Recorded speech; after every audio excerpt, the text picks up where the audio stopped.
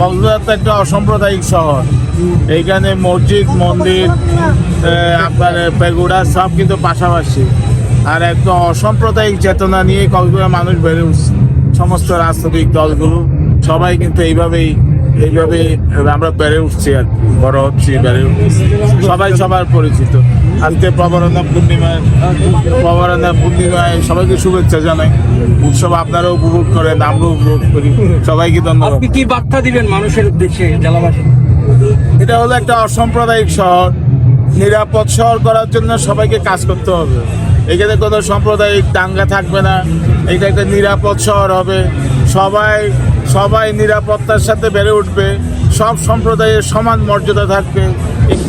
এইভাবে এই কক্সবাজারটা যাতে গড়ে ওঠে এবং একটা আন্তর্জাতিক শহরের রূপ লাভ করে।